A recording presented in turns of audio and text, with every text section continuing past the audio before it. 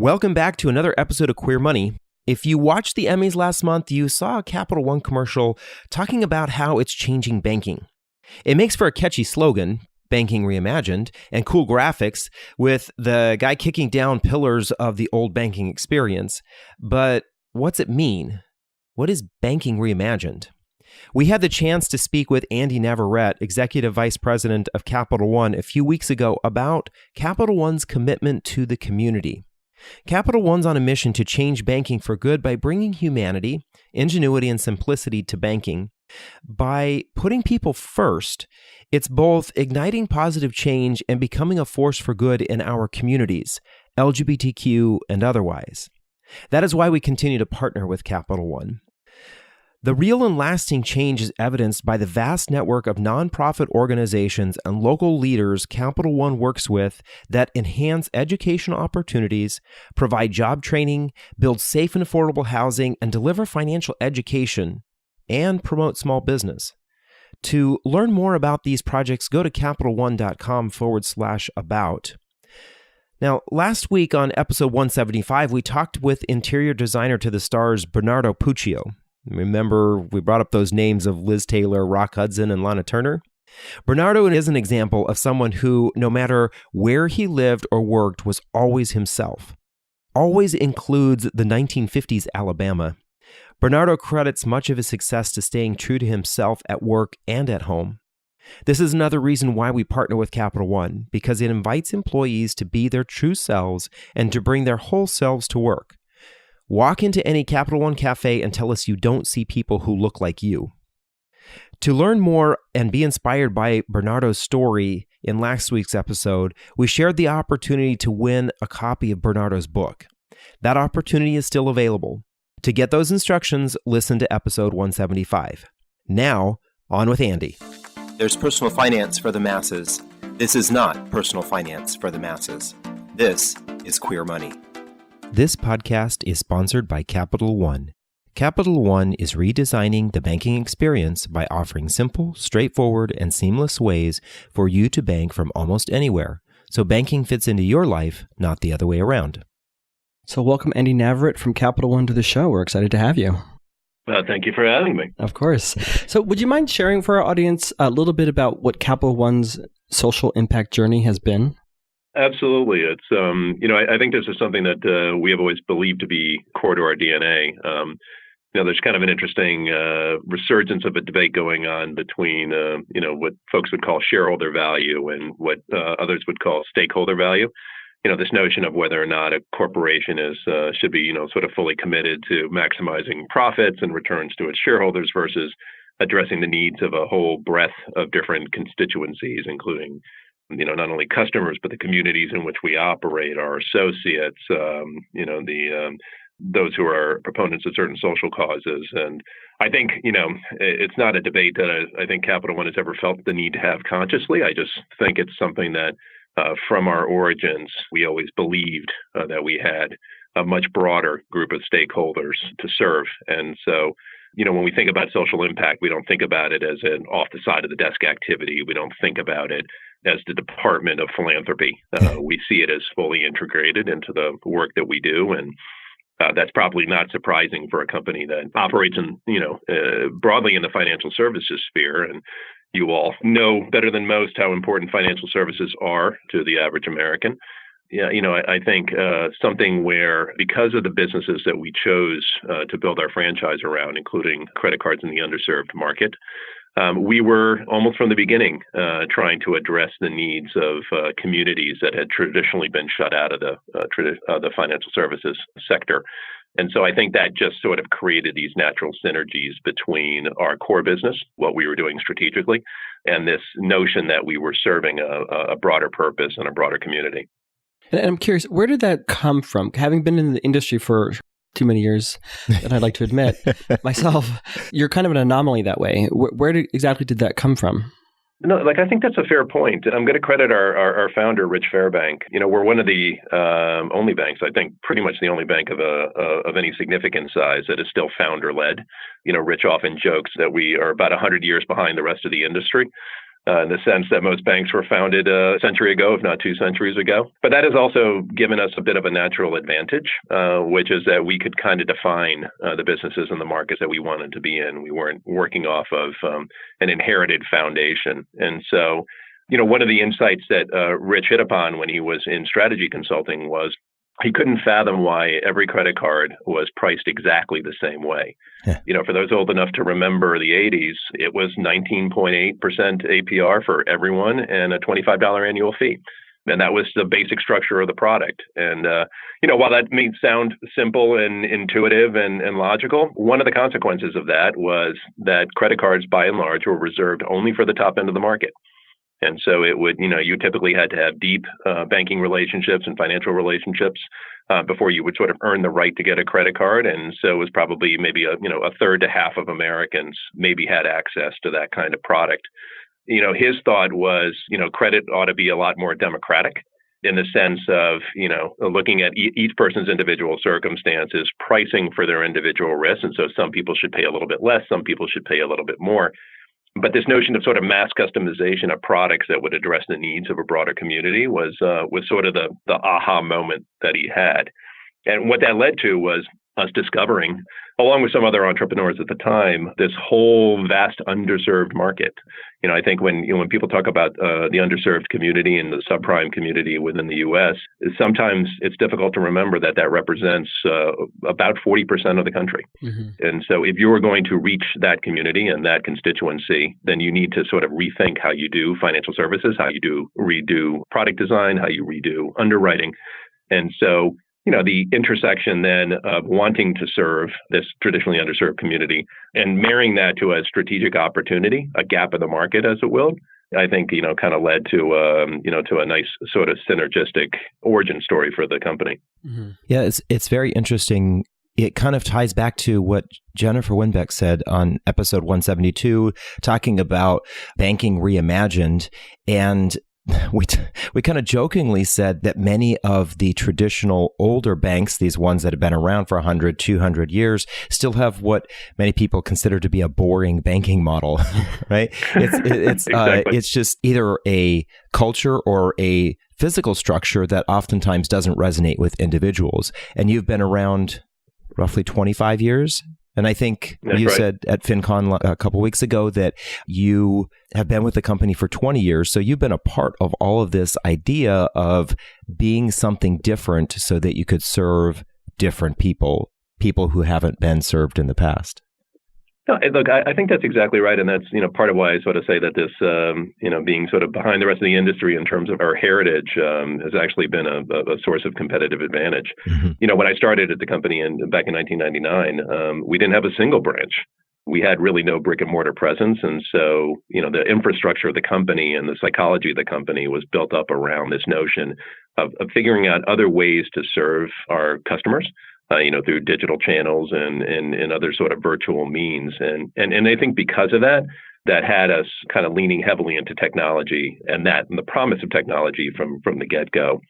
Even, and I know you talked about this at length with Jennifer, but this whole sort of notion of banking reimagined, over time we did start to buy traditional banks, and that was sort of an important part of our diversification strategy. But as we sort of looked at the traditional branch model, I do think that, customers still have some expectation of a brick and mortar presence. It gives them a sense of security. It gives them an opportunity to work face to face with a customer service representative. And so I think that's an important component. But the notion that somehow we're wedded to the old model of, a boring place with 3-inch bulletproof glass and, in rope lines that snake around into the lobby, none of that really made any sense to us. And one of the things that we started to realize was customers were coming less and less frequently, through digital channels and other means. They just don't need branches the way that they used to. And so if they're going to come to the branch, give them a compelling reason to do so. Give them somebody to talk to who's not going to, aggressively sell a product. Give them an atmosphere where they could, have free Wi-Fi, maybe some community space. Branches oftentimes occupy extremely attractive real estate, and so they're natural gathering places for individuals.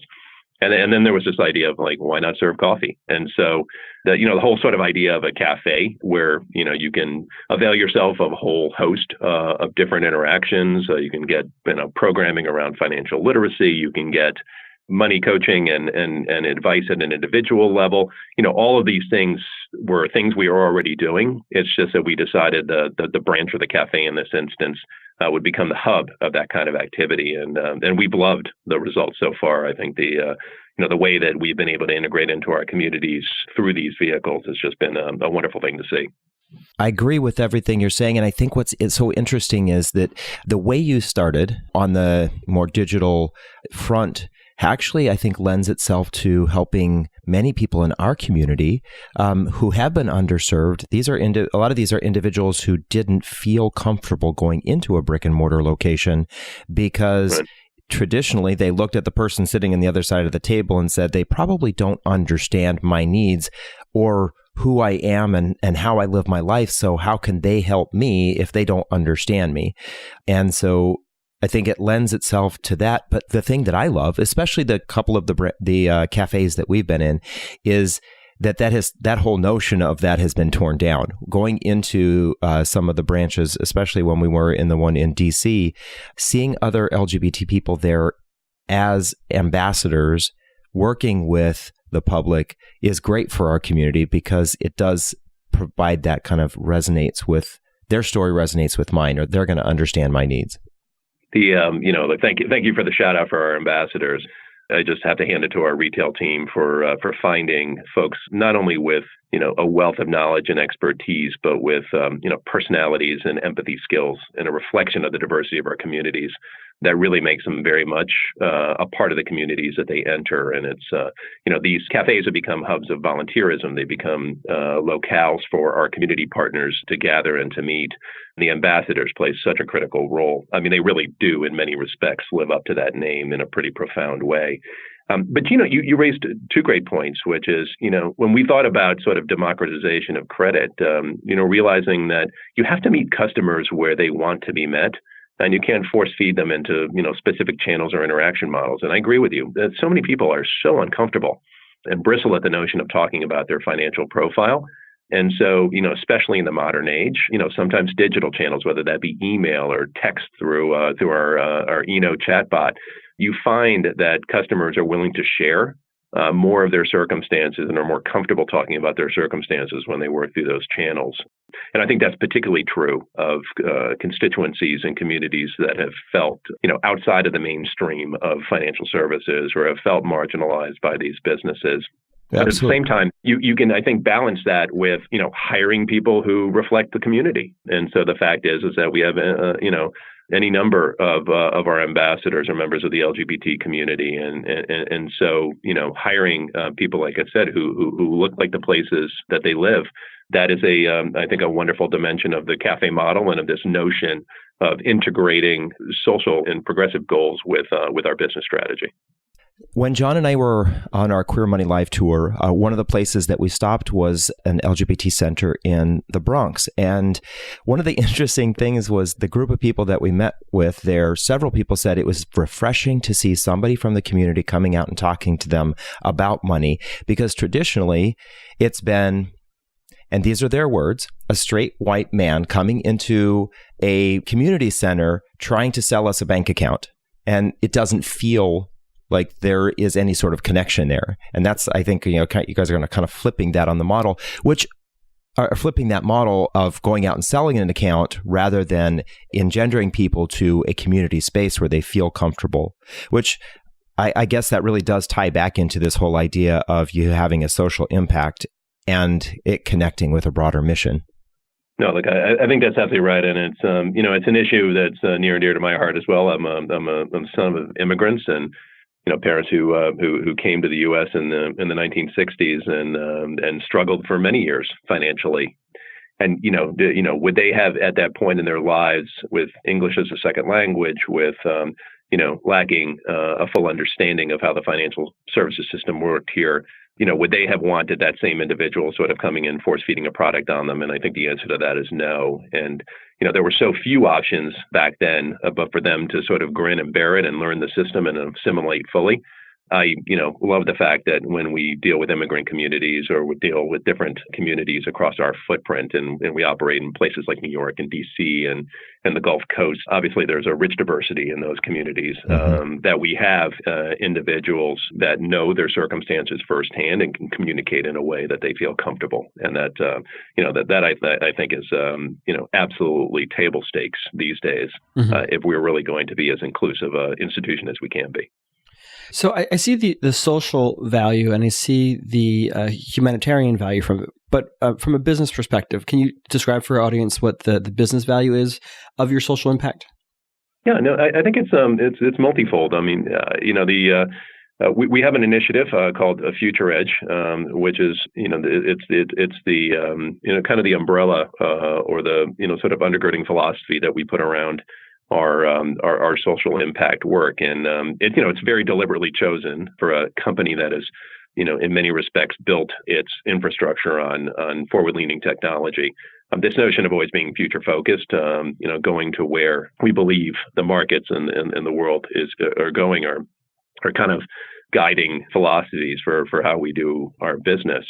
When you think about, the kinds of products and services that we can offer to our customers, you have to kind of recognize and tailor those products to, the way sort of the markets are migrating. Millennials have a different interest than boomers. And, as a proud representative of Gen X, I'm probably somewhere in between, right? And so if you don't take the time to, one, understand your community, chances are you're missing market opportunities. But the second component is that we then have an obligation to sort of pay forward our success in ways that creates the new generation of customers. And so when you think about, the focuses of Future Edge, which is, small business incubation, which is workforce development, these are the kinds of things where we are building the customers of the future.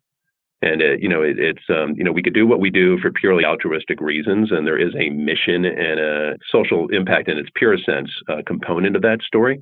But I will fully confess, we are selfishly trying to build wealth in our communities in a way that we hope will create, as I said, the next generation of customers.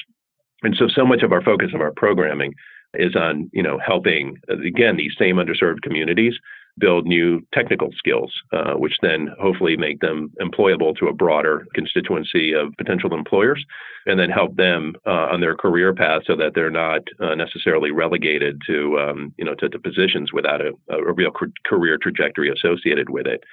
And at the same time you're doing workforce development, then you've also got to sort of understand that it doesn't serve us or these individuals to, help them get a job and then not to support them on, what that then, career needs or whatever, what it takes to sustain a career and a successful path over time. And so that's where the financial literacy comes in. That's where the money counseling comes in. That's where the affordable housing comes in. This is where the supportive services within the affordable housing come in. Because what we want to do is sort of take the long view of saying, when you invest in somebody and their success, you are at that point establishing a long-term relationship, and one that you hope will carry forward into successive generations. It's not just a point in time thing where it's saying, okay, hey, we did this for you and now you're on your own. Yeah. I'm going to say this. I've said it several times. I love everything that you're saying right now, because I think it really connects with us as educators in the LGBT community when it comes to personal finance or finance in general. Many of you may be wondering or may have your own feelings about us partnering with a company like Capital One. And so this is the reason why we want to share what Capital One is doing. It's not just about making money. It's not just about us having a sponsor of this podcast or partnering with an organization like Capital One. We've been working with Capital One for 3 years now. The very first year that we started working with them, they wanted an LGBT component when they were introducing their banking to Denver. Then when they started talking about how to educate couples when it comes to their money, they wanted to include an LGBT couple. They included us. And then this past year, Capital One was supportive of our education efforts of getting out into the LGBT community and talking about money and helping the community to realize that there are advantages to us educating ourselves more about money, because many banks, many financial institutions have left us behind for such a long time. So thank you again, Andy, and Capital One. No, I appreciate that, and I think when we had a chance to connect at FinCon last week, one of the things that we talked about was the LGBT community has always been an extraordinarily important relationship for us, and it started again in some instances.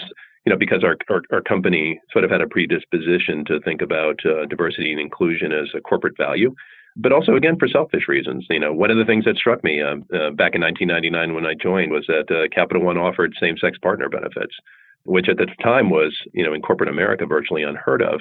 Then I remember asking our HR folks, I said, well, my gosh, that's such a progressive viewpoint. How did you come about this? And they said, we want the biggest talent pool possible. Right. It was, again, for very, very business oriented and I sort of say this lovingly, selfish reasons, which is if we're going to, literally tap into the broadest possible pool of talent, the policies that you adopt within your organization have to reflect that. They have to be supportive. They have to be inclusive. And so, what I saw during my time, and one of the reasons why I think I've lasted 20 years, is because I've seen those values fully integrated into our business objectives and goals. It has helped us not only be a successful company, but also be one that is, extremely diverse and very inclusive, and then is able to turn that diversity and inclusion around into being a foundational element of how we understand the markets in which we operate and design the products that we serve. And so it becomes this sort of flywheel effect or this virtuous circle of initiatives that lead all to the same goal. Right. Yeah. So I was going to ask what has motivated Capital One to support the LGBT community in the ways that you have, but I think you just answered that there. So maybe, do you have an example of maybe of someone or a group of people that have been impacted, especially if it's someone from the LGBT community that has been impacted because of your mission or this social impact journey? Yeah, it's just so many great examples, I think, with respect to some of the work that we've been able to do in the communities in which we operate.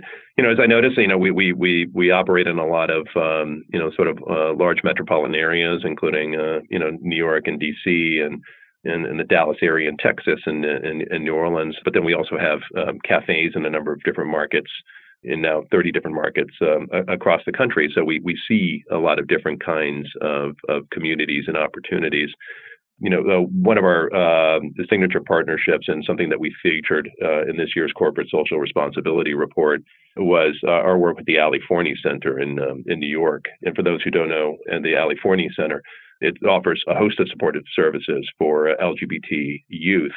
And we had one individual, an immigrant from Jamaica, who came to the U.S. largely to flee the kind of repression that the LGBT community faced in his home country. I mean, it's sort of extraordinary to think about, but there are still laws in the books in Jamaica that that criminalize the LGBT community, and so coming to New York was in many respects an existential choice for Sky. But what he found when he came here was a difficult integration into the sort of economic structure. It is very intimidating to come to a city like New York and to not have the kind of supportive services that help one find a job or to develop the skills necessary to understand how to navigate one's financial well-being and to find housing. And Sky found himself homeless. He was thankfully connected to the Ali Forney Center, and which, by the way, I mean, for the thing started as 6 cots in a basement of a church and is now has 14 centers serving almost 1,500 youth every year. But through that program, he was able to learn job skills and is now, working as an advocate on behalf of the LGBT community, and then also learning additional technical skills in the aircraft field, which has always been a particular passion for him. But there's also, he got money coaching and learned to sort of understand how to open a bank account, how to manage one's income. It's helped them find housing. So it's, one of these things where, again, this sort of all-encompassing effort to make sure that you are partnering with organizations that recognize the totality of the need in a way that then can set an individual like Sky moving forward in his journey. And so, again, with just one story, and it's a wonderful one, but those are the kinds of impacts we're looking to have. I think, the mistake that some corporate philanthropy departments make is that they make it all about the corporation, right? We contributed X tens of millions of dollars to this cause, or, we won an award for this particular activity. It's not to say that the numbers aren't important and that the recognition isn't appreciated. But at the end of the day, if you can't point to the human impact, if you can't point to the individual story of success, then chances are you're leaving something on the table and maybe not understanding the totality of what it is you're here to do. Right. Yeah. And I would say it's great that you have stories like that. I know of several other stories that we've heard from work that Capital One has done, and I think that's one of the challenges, right? That many of us in our community don't necessarily like the invasion of capitalism into the LGBT community or into the Pride celebration. But one of the benefits that we have from corporations like Capital One is the fact that they support so many of the services that many in our community who don't have access to them would not have if it wasn't for contributions or work by associates or actually getting out there and physically helping someone. So it's great to hear that Capital One is one of those corporations that's doing that. Look, I really appreciate that sentiment, and it's it's interesting as in the current political environment there is. Look, I understand this. Being a financial institution, still within not so distant memory of the financial crisis, I understand certainly that there can be a distrust of big corporations or distrust of banks. But one of the things that has always struck me, I grew up in politics and government relations and advocacy work is still a core part of what I help Capital One with. One of the things that I've done over the years is to sort of study the most successful advocacy movements. And I've always held up the LGBT community as being one of the most prescient and successful advocacy movements of all time. And, what some, perhaps younger members of this, community or observers might forget is that one of the core insights in that advocacy effort was to start with corporate America. Right. In many respects, the traditional path of advocacy in the civil rights space has been, fight it out in the courts, fight it out in the schools, fight it out in institutions that are sort of more government oriented. But the LGBT community recognized, look, we're an economic powerhouse. And for corporations and the business community to sort of understand that, I talked about it through one lens, which is talent, but I could easily talk about this as in terms of market opportunities, customer opportunities. And so when you sort of take the totality of the impact of this community, deciding that corporations were the place to start that diversity and inclusion discussion, and then, to have government eventually catch up to it, right. I thought was just a remarkably thoughtful strategy. And you can see the success that's played out, and so what happens when you sort of hit corporations where they live in terms of understanding the talent needs and the customer needs, you then find those corporations willing to step up into the political realm. And so, for Capital One, we've long supported a human rights campaign, proud of our 16 consecutive years of having 100% score. We signed on to the amicus brief in support of marriage equality. We tweeted our support recently for the Equality Act, which has finally passed the House. So, again, it's another one of these flywheel effects, but you start with making the business case, and then that turns into a political partnership and alliance that I think advances the cause in a profound way. Yeah, and I think our audience is very familiar with the fact that David and I are advocates of partnering with corporations because we do think they kind of pioneer equality throughout the community and for other communities as well. And I think it's great that Capital One is definitely there from August through May every year round for us. Exactly. But my God, you guys are there for Pride. We try to be. Well, thank you for saying yes. We're also here the other 11 months of the year. But yes, no, we're forget the pun. We're very proud of our Pride engagements and activities over the years. Yeah. So the last couple of years, and especially this year, we walked up to the Chinatown Cafe in DC, and it was art, is what that display was. That activation was phenomenal. From your experience, what impact did that activation have on the broader community? I think it serves multiple purposes. One, it's a very visible, right, a very tangible message to the community that we want your business, and that we want you to be a part of our organization. And so, so it's like I said, it serves a very concrete purpose. But it's also an opportunity, I think, to one, have a little fun and to participate in sort of the richness of a celebration that I think has just grown in terms of its impact and its importance over time. It's an opportunity to communicate very clearly to our associates that we are supportive of this community and supportive of all communities. I mean, because it's not just about the LGBT community. It's you alluded to others for whom we want to celebrate the value that they add to our company and to our country. And so it's really, like I said, in many respects, trying to give back in a way that has our associates feeling very, very engaged and supported in their own journeys. And you're right. I think the design team that puts it together has a tremendous amount of fun with it. I mean, to sort of bedeck the cafes in a sea of neon, it is very, very cool. And I look forward every year to what they're going to do next. One of the perks of the job is that I get to see the designs as they sort of iterate on them, and it really is just sort of incredible. But it's also serves kind of as a hub for events during Pride Month. So, we host all manner of different sessions. You all came and did some money coaching sessions for us, and we appreciate that a great deal. We try to build some of that programming around the event.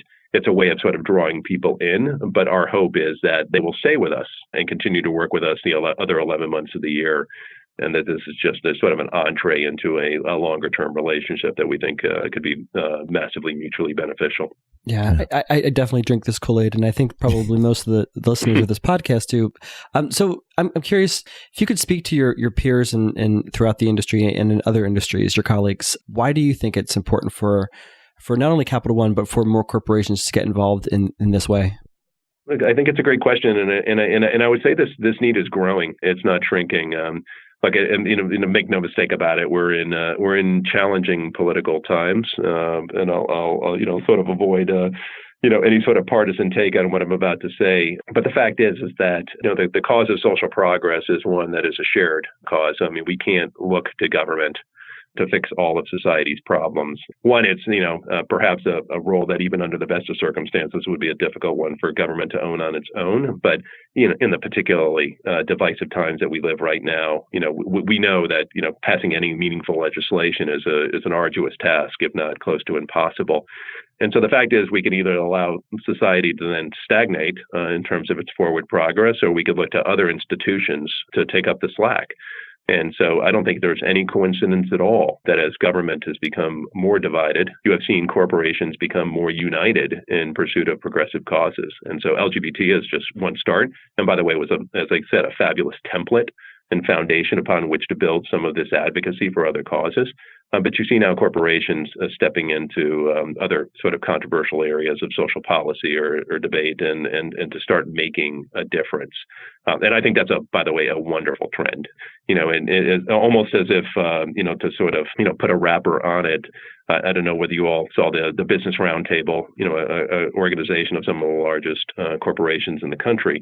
Which this comes full circle back to where I kind of started this notion of shareholder value versus stakeholder value. Before that would have been a debate and the shareholder value crowd probably would have won.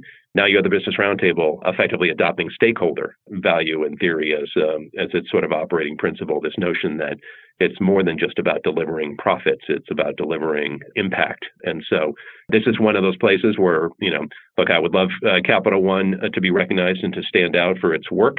But the fact is everybody were doing exactly the kinds of things we were doing. I think I would celebrate that because, right. The more that we can do collectively, the more impact we can have and the more that we can keep this country moving forward, which is obviously a shared goal of all of us. Yeah, I think, person to person, I guess people to person, David and I would want to thank Capital One for doing this great work and being pioneers in the business world in connecting with communities this way. And I think Capital One is a great, a case study for anybody who's going through business school right now, trying to figure out how can you grow your business as well as improve people's lives. So definitely thank you for everything that you've shared so far today. I think just in closing, the geek in me, since Capital One's always been a pioneer in technology and banking and money education, what cool technology can we expect coming from Capital One here in the near future?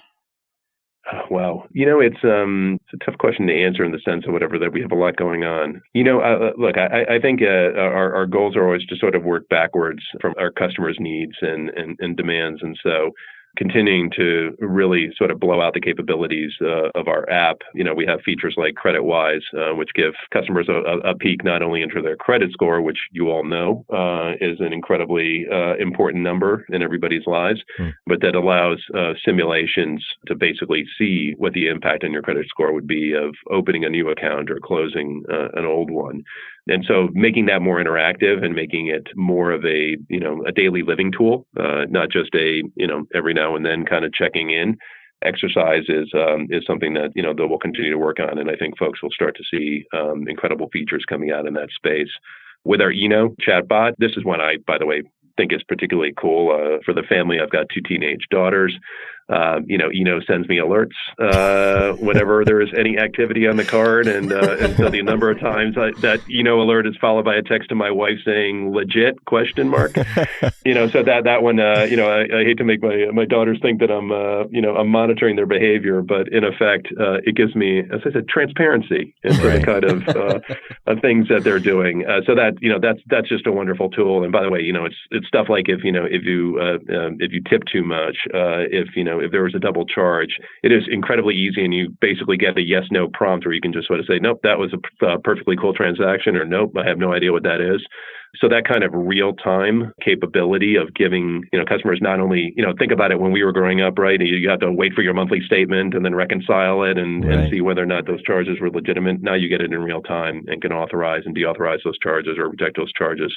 And all of that is, with our adoption of cloud technology and our harnessing of big data and adoption of machine learning and artificial intelligence, the capabilities that produces to have these day-to-day interactions or moment-to-moment interactions with your customers are really pretty profound. And then, we have I think a couple of new card products coming out soon. We have a big partnership with Walmart. That's another, again, retailer or whatever that serves all of America. And so, it's very, very sort of consistent, I think, with our own DNA of saying, we don't want to just serve the upper echelon of the economy. We want to serve everybody. And the new Walmart card that we'll be offering is an outstanding product and a much improved value proposition relative to the kinds of things that people were used to. And then, like I said, a few surprises along the way. So stay tuned. Andy, we know that you're a busy person and it's not easy to get on your calendar, so we appreciate you sharing some time with us and explaining what Capital One is doing from a social impact perspective to help not only the LGBT community, but our society in general. So thank you very much. No, and thank you all, one, for being such wonderful partners, but two, and more importantly, for being such a wonderful voice within your community. Again, where we started, it's not easy oftentimes for people to talk about financial services, and you guys do it in such a way that is so beneficial to your community and so accessible. I really applaud that. So anything we can do to continue to support you, we will do. Thank you very much. To learn more about Capital One and what they are doing in the community, go to CapitalOne.com/about. Thank you, Andy, for taking the time out of your busy schedule to share how Capital One's serving communities all across the U.S. and changing what banking looks and feels like. It's an exciting story, and we're happy to be a small part of it. Thank you, too, for creating an open and inviting workplace for all people, LGBTQ and otherwise, to work and thrive. To our listeners, don't forget to listen to last week's episode, number 175, to hear how to get your free copy of the fabulous interior designer to the stars, Bernardo Puccio's book. It'll inspire you to bring your whole and truest self to work and life. Thanks again, and we'll see you next week. To learn more about how our sponsor, Capital One, is reimagining their local spaces and experiences to have banking better fit your life, visit www.capitalone.com and follow them on social @Capital One Cafe.